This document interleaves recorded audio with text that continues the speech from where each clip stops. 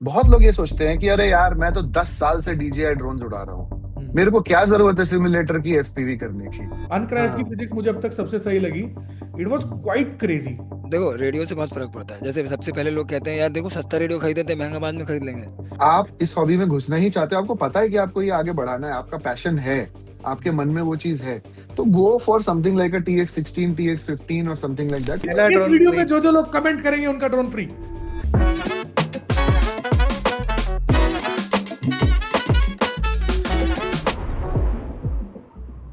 सबसे crazy crash जो होता है लोगों का, वो फर्स्ट क्रैश होता है। और वो फर्स्ट क्रैश मेजरली इसलिए होता है क्योंकि उन्होंने सिम्युलेटर पे प्रैक्टिस नहीं की होती।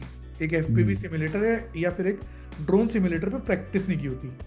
आपको नहीं पता उस सिचुएशन में रिएक्ट कैसे करना है, यू फ्रीज। और आप फ्रीज हो गए तो आप रिएक्ट नहीं करोगे। सिम्युलेटर का पूरा पॉइंट क्या है, क्यों एक एफपीवी सिम्युलेटर पे प्रैक्टिस करनी चाहिए उड़ाने से पहले? सर ये चीज तो बहुत पहले से चली आ रही है। अगर आप देखें शुरू में, मतलब जब गाड़ियां आई थी, लॉन्च हुई, मतलब तब गाड़ी कैसे चलाना सीखता था, किसी को चलानी थोड़ी आती थी। आप लर्निंग स्कूल में जाते थे, वहां पे बैठते थे, उसके पास डबल क्लच डबल ब्रेक होता था, और अगर आपने कोई गलती की तो वो उसको करेक्ट कर लेगा और बचा लेगा। वैसे ही सिमुलेटर है। सिमुलेटर में फर्क ये है कि आपके बाजू में जैसे उसमें ड्राइवर बैठा होता था, इसमें at least you have a safety that अगर आपका ड्रोन क्रैश भी हुआ तो आपको कोई प्रॉब्लम नहीं है, क्योंकि obviously it is on a software. बहुत लोग ये सोचते हैं कि अरे यार मैं तो 10 साल से DJI ड्रोन उड़ा रहा हूँ, मेरे को क्या जरूरत है सिमुलेटर की FPV करने की। लेकिन उनको यही समझ में नहीं आता है कि सिमुलेटर में FPV and DJI are totally different ball games. DJI में लेफ्ट स्टिक पे आप ऊपर करोगे तो वो थ्रॉटल होता है जिसमें एयरक्राफ्ट ऊपर नीचे जाता है।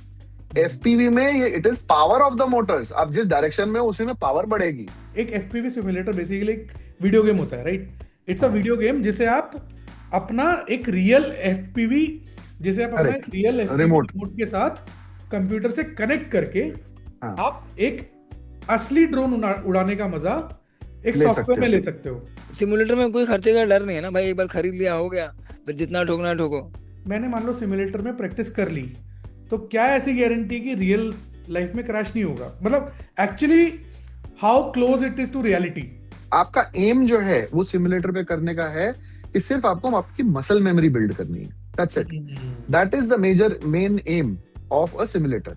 कि आपको अगर मान लीजिए आप एक पेड़ की तरफ जा रहे हो तो आपको क्या कंट्रोल देने हैं जो ऑटोमेटिक होने चाहिए, और आपका ड्रोन निकल जाना चाहिए बच के, राइट। वहां तक अगर आपको उसने सिखा दिया, उसके बाद आप असली ड्रोन में इजी है या डिफिकल्ट है वो तो अलग चीज हो गया। बिकॉज असली ड्रोन्स सिमुलेटर से 1000 गुना इजी भी मिलते हैं। बिकॉज अगर आप एक्सपो डाल लोगे, सब कुछ कर लोगे, वो एंगल मोड में उड़ाओगे तो वो तो एकदम ही सिंपल लगेगा आपको। इवन आपने अगर सिमुलेटर में प्रैक्टिस कर ली है तो मेरा सजेशन जनरली ये रहता है कि अगर आप अपनी पहली फ्लाइट ले रहे हो, पहली या दूसरी तीसरी शुरू में फ्लाई कर रहे हो, आइडिया ये है कि कोई ऐसी जगह चूज करो जो कि जनरली शहरों में मुश्किल होता है, but still if you can find a place जो थोड़ी खाली हो, जहाँ लोग ज्यादा ना हो। और दूसरा सजेशन है कि एक स्पॉटर जरूर हो। अगर आप एक बराबर। फ्लाई कर रहे हो और तो उसका साथ में किसी दोस्त को या रिश्तेदार को, फैमिली को रखो जो आपको हेल्प कर पाए, अगर just in case of any confusion. क्या क्या प्री फ्लाइट स्टेक है जो आपको करने चाहिए अपना ड्रोन उड़ाने से? उत्कर्ष भाई बताएंगे वो तो। हम लोग जब पहली बार कोई ड्रोन बनाते हैं तो सबसे पहले उसको हम लोग बैटरी लगा के पावर अप नहीं करते हैं। हम लोग वैसे बेंच पावर सप्लाई होती है फॉर सेफ्टी, हमने वो खरीदी है। वो 10 एम तक का करंट देती है। वोल्टेज अपने हिसाब से सेट करो, आप बेंच पे पावर करो और पावर करके 2 मिनट के लिए छोड़ दो। अगर कुछ गड़बड़ होगा तो वो ट्रिप हो जाएगी, शॉर्ट सर्किट या कुछ भी होगा। फिर अगर वो 2 मिनट चल गया तो देन आप उसमें प्रोपेलर्स लगाओ। वो एक तरह से शॉर्ट सेवर है। हाँ, हाँ, प्रोपेलर्स हाँ। लगाओ, जमीन पे रखो, आर्म करो, आर्म करके 30 सेकंड के लिए छोड़ दो, क्योंकि लोड पड़ा है, कुछ होगा तो पता चल जाएगा। फिर जमीन पे ही आप सिर्फ यॉ करो। अगर यॉ किया आपने और लेफ्ट राइट सही मुड़ रहा है, मतलब बाकी सब सही है। अगर यॉ किया आपने सही नहीं हुआ तो वहां पे कहानी खराब है। फिर बंद करो, वापस चेक करो क्या गड़बड़ है। अगर ये दोनों स्टेप सही सही गए तो जमीन पे रखो। आर्म करने से पहले एक बार कैलिब्रेट कर लो। एंगल मोड में टेस्ट करते हैं। कैलिब्रेट करने के लिए स्टिक कमांड होते हैं। एक वाला स्टिक इधर नीचे एंगल की तरफ, इधर वाला नीचे, फिर ऊपर और नीचे, जायरो और एक्सीलरोमीटर कैलिब्रेट किया। एंड वहीं पे जमीन पे आप हल्का सा पिच आगे करोगे, ड्रोन पीछे से उठेगा, पिच पीछे करोगे, ड्रोन आगे से उठेगा। लेफ्ट राइट करेंगे, हल्का हल्का होके फील लग जाएगा। बेसिकली उसका एरोडायनेमिक्स चेक कर लो कि जो आप कर रहे हो वैसा हाँ, हो रहा है कि नहीं। हल्का सा लेफ्ट राइट करके देख लो एंड लैंड कर लो, मतलब अब सब कुछ सही है। खुले में जाओ, मैदान में ट्राई करो, कंक्रीट और ईंट नहीं हो, मड हो, ग्रास हो। हाँ, ताकि गिरे भी तो ड्रोन हाँ, को नुकसान ना हो। और फिर जा करके वहां पे आप आराम से उड़ाओ। जितनी बट देर जैसे उड़ाना है। सौरभ भाई ने बोला एक और काफी सही फ्लाइट चेक मुझे लगता है कि सारे एक तो स्विचेस चेक कर लो कि अगर अगर आप आर्म कर रहे हो तो आर्म हो रहा है, डिसआर्म कर रहे हो तो डिसआर्म हो रहा है, एंगल से एंगल में जा रहा है, नॉन एंगल से नॉन एंगल में, एक्रो से एक्रो में जा रहा है। प्लस लेट से अगर आपने जीपीएस लगाया है तो देख लो कि एनफ सैटेलाइट्स आए हैं कि नहीं आए हैं। तीसरा एक चीज जैसा इन्होंने बोला कि आई थिंक सारे स्क्रूज देख लो कि जितने स्क्रूज हैं, सोल्डरिंग कोई वायर लूज तो नहीं सोल्डरिंग है, वोल्डरिंग लूज ना हो। सोल्डरिंग वगैरह बैटरीज लूज तो नहीं वगैरह है। बैटरीज हाँ वगैरह चार्ज। तो हाँ, बैटरी फुल चार्ज है कि नहीं है, ये भी एक अच्छा है। जो आपको सिग्नल आ रहा है, सिग्नल स्ट्रेंथ कैसी है जिस हाँ चैनल बराबर। पे आप हो। जैसे बहुत लोग गलती करते हैं कि कोई और अगर फ्लाई कर रहा है तो उससे उसका भाई प्लीज चैनल पूछ लो कि भाई वो हाँ कौन से से एफपीवी इम्पोर्टेंट चैनल पे फ्लाई कर रहा है, क्योंकि भाई उसकी वजह से भी बहुत क्रैश हुए हैं। और अगर बहुत। कोई और उड़ा रहा है तो अपना ड्रोन पावर ऑन करने से पहले उसको बता दो कि उसको वो बता दो एक कि जगह भाई आके रुक सो दैट ही जाए। Is prepared, so that he is हाँ प्रिपेयर्ड। आसपास आ जा, हवर कर ले या वॉटेवर, सो दैट अगर कुछ गड़बड़ भी होती है तो वो केयरफुली उस चीज को एग्जीक्यूट कर ले। तो आप लोग का सबसे फेवरेट सिमुलेटर कौन सा है और क्यों? मेरा तो देखो फर्स्ट सिमुलेटर था लिफ्ट ऑफ, और मैंने जो इसकी वीडियोस वगैरह देखनी स्टार्ट करी थी जोशुआ बार्टवाल की, तो उसी के ट्यूटोरियल्स के साथ उसने ही बताया था साले मुझे। अभी बोला आपकी वीडियो देखी थी, अब जोशुआ पार्टवेल आ गया। दोनों की देखी मैंने। इंस्टाग्राम के थ्रू आपकी देखी थी, यूट्यूब के थ्रू उसके देखी थी, और यूट्यूब अपन ने अब स्टार्ट किया है। नहीं, गुड पहले सेव। वैभव भाई की देखी, फिर उसने कहा यार नहीं मजा नहीं आया, मजा नहीं दोबारा आया। देखो। बारहवीं की देखो अब। नहीं, दोनों गुड की सेव। सेम टाइम में देखी थी। तो उसके ट्यूटोरियल सेम। वगैरह जो उसने पूरा सिखाया था वो लिफ्ट ऑफ के अराउंड ही सिखाया था। तो मेरा फर्स्ट एक्सपीरियंस उसके साथ ही था। और मुझे जहाँ तक लगता है कि लिफ्ट ऑफ इतना ग्राफिक इंटेंसिव नहीं है। वो एक मुझे लगता है कि एक सिंपल, जैसे मेरा अभी मैकबुक है M1 वाला, इस पे भी अच्छे से वर्क कर लेता है, और मेरे मैक स्टूडियो के ऊपर भी इजीली वर्क कर लेता है, इवन मेरे विंडोज के सिस्टम के ऊपर भी बहुत इजीली वर्क कर लेता है। तो गाइज ये जोशुआ बार्टवेल है, ये हमारे यूएस के ड्रोन ही is known as expert the हैं। Godfather of FPV. ये बाबा बार्डवेल है भाई, इनके बिना कुछ नहीं बाबा होता। बार्टवेल। हम भी ऐसा इंडिया में करने का ट्राई कर रहे हैं इवेंचुअली। काफी रिस्पेक्ट है इस बंदे के लिए, जो भी लोग एफपीवी ड्रोन्स में घुसते हैं, कि इसकी videos are like bible I think to start with. हाँ, तो आप बता रहे हो विशाल, आप बता रहे हो कि आपका फर्स्ट तो जो था वो लिफ्ट ऑफ था, तो Lift off। अभी फेवरेट क्या है, लिफ्ट ऑफ ही है या कुछ और है? मेरे को लिफ्ट ऑफ ही लगता है, क्योंकि मैंने लिफ्ट ऑफ। इसके अलावा अनक्रैश भी ट्राई किया है, और अभी सिमिलरली अभी मैं रिसेंटली वो वाला ट्राई कर रहा था, ट्रिप। ट्रिप वाले में मुझे ये बेटर लगा कि उसके मैप काफी बड़े हैं, और काफी उसका ग्राफिक्स काफी क्लोज टू रियलिटी है, काफी ऐसा लगता है ना कि आप प्रॉपर रियलिस्टिक है, गेम वगैरह खेल रहे हो काफी। रियलिस्टिक है। स्टिल उसके आपस से उसके इश्यूज वगैरह भी है कि आप ज्यादा ग्राफिक इंटेंसिव वो होता है काफी। तो आप अगर आपके पास कोई सिंपल मशीन है, क्योंकि मेरे पास मैक है, और मैक डिजाइन नहीं है गेमिंग और उस सब के लिए, तो मैक काफी स्ट्रगल करता है। इवन विंडोज पे भी मैंने ट्राई किया, तो आपको ग्राफिक कार्ड काफी हैवी चाहिए उसके लिए। But I think uncrashed is quite good, मुझे तो अनक्रैश्ड काफी अच्छा लगता है, और हम लोग अनक्रैश में ही करते हैं बिकॉज उसमें क्या ऑनलाइन रेसिंग वगैरह भी है। अच्छा हाँ, ऑनलाइन रेसिंग भी आजकल बहुत पॉपुलर हो रहा है, सिमुलेटर पे ऑनलाइन रेसिंग करते हैं लोग। तो मेरा बेटा है वो तो बहुत इसमें, हाँ तो मेरा बेटा तो इसमें बहुत अभी घुस गया है totally. So these are not very expensive simulators, जैसे अभी आपने देखा ये 700 रुपए के आसपास, 800 रुपए, 900 रुपए ऐसे ही रहता है, and these are all one time buy, one time purchase. तो एक बार सिमुलेटर के लिए, जिंदगी भर चल जाता है। हाँ सिमुलेटर के लिए सिर्फ एक चीज का आपको ध्यान रखना है कि simulator is a graphic demanding application. तो आपका जो लैपटॉप हो चाहे डेस्कटॉप हो, आई वुड सजेस्ट अगर डेस्कटॉप है तो that is much better. The reason is उसमें आपके पास मॉनिटर बड़ा रहता है, हाई रेजोल्यूशन रहता है, और आपका रिफ्रेश रेट उसमें ज्यादा रहता है compare to a normal MacBook और प्रोबेबली नॉर्मल विंडोज लैपटॉप। अभी तक ना मैंने लगभग सारे सिमुलेटर्स ट्राई किए। मैंने स्टार्ट किया था एक्चुअली लिफ्ट ऑफ से, जो पहली बार मैंने प्रैक्टिस किया था। उसके बाद मैंने थोड़े टाइम ट्रिप एफपीवी यूज किया। तो ट्रिप एफपीवी की जो है ना, ट्रिप एफपीवी में ना एक चीज अच्छी है कि इसमें ना आपको ऑप्शंस बहुत मिल जाते हैं खेलने के लिए। करेक्ट। इसमें चैलेंजेस हैं, लूप मारने के चैलेंजेस हैं, अलग अलग एरियाज हैं, आप लिटरली रियल लोकेशंस पे फ्लाई कर सकते हो। ये सब चीजें अच्छी हैं। बट परफॉर्मेंस मुझे in general I don't think it matters कि वो मैक है, मेरा मशीन काफी स्ट्रांग है, मेरे पास M4 Pro है, उसमें भी ये सिमुलेटर थोड़ा स्ट्रगल कर रहा है, ठीक है। और प्राइस वाइज लगभग सेम है, 700-800 रुपए का है। तो मैंने फिर लिफ्ट ऑफ से चालू किया, फिर मुझे लगा लिफ्ट ऑफ आई थिंक काफी बेसिक है, स्टार्ट करने के लिए सही है। बट थोड़ा एडवांस अगर करना है तो हाँ, वेलोसिटी ड्रोन जो है ना, वो मैंने ट्राई किया। वेलोसिट्रोन की जो फिजिक्स है, ये बात सही बोलते हैं लोग कि वेलोसिट्रोन की जो फिजिक्स है ना, वो मुझे बहुत सही लगी स्पेशली। बट आई थिंक, मेरा पर्सनल ओपिनियन है, this is design for racers. हाँ exactly, this is design for racers. अगर आप रेसर हो ना तो ये बहुत बढ़िया है आपके लिए, मुझे ऐसा लगता है।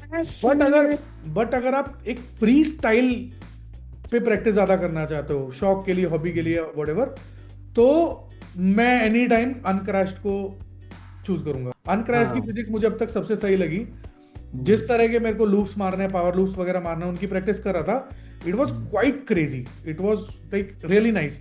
और बेस्ट फीचर मुझे क्या लगा कि आई डोंट नो बाकी सिमुलेटर्स में भी आई एम श्योर होगा, अनक्रैश्ड का मुझे वो मल्टीप्लेयर वाला जो मोड है ना, जिसमें आप कंपीट कर सकते हो दोस्तों के साथ, 4-5 दोस्त है मजे के लिए, वो मोड बहुत अच्छा लगा और लगभग सेम प्राइस रेंज है। तो मैं बस एक बात बताऊं, मुझे इंस्टॉल कैसे करते हैं इसको? अगर मान लो मुझे कोई भी इनमें से एफपीवी सिमुलेटर इंस्टॉल करना है तो कैसे करेंगे? देखो, आप लोग इस सिमुलेटर की इतनी बात करो तो बता तो दो कौन सा सिमुलेटर कहाँ मिलेगा, कैसे इंस्टॉल करना है, क्योंकि बहुत सारे सवाल इसके बारे में भी तो होंगे। हाँ सही बात है। सही है। तो बेसिकली देखो, इंस्टॉल करने का ना एक सिंपल सा तरीका है। ये एक ऐप है स्टीम नाम की, ठीक है। स्टीम बेसिकली एक ऐप है जो मैक ओएस, विंडोज और आई डोंट नो लिनक्स के लिए अवेलेबल है कि है लिनक्स के लिए भी है भाई। लिनक्स के लिए भी है ना। हाँ जी। तो स्टीम एक ऐसी ऐप है जिसपे आप जनरली गेम खेल सकते हो, ठीक है। कोई भी गेम आपको अगर डाउनलोड, गेमिंग प्लेटफॉर्म, हाँ, इट्स अ गेमिंग प्लेटफॉर्म, आप उस पर डाउनलोड करके खरीद के खेल सकते हो। स्टीम डाउनलोड करने के लिए आपको स्टीम की वेबसाइट पे जाना है, जो हम डिस्क्रिप्शन में डाल देंगे। वहां जाके स्टीम पहले इंस्टॉल करोगे, उस पर आपको अपना अकाउंट बनाना पड़ेगा, उस पर कोई भी गेम डाउनलोड कर सकते हो। और एट द एंड एक सिमुलेटर क्या है? सिमुलेटर बेसिकली एक वीडियो गेम ही तो है, जिसको आप एक रियल एफपीवी रिमोट के साथ प्ले करते हो। That is the only difference. आप इस पे जाके अपना सिमुलेटर इंस्टॉल कर सकते हो। बट एक चीज का आपको हमेशा ख्याल रखना है, जिसकी वजह से लोगों का बहुत टाइम वेस्ट होता है। जब भी आप अपना सिमुलेटर लॉन्च करते हो, अपने रिमोट को अपने लैपटॉप से, अपने कंप्यूटर से डेटा केबल के थ्रू कनेक्ट पहले कर लो, नहीं तो वो ज्यादातर सिमुलेटर्स डिटेक्ट नहीं करते।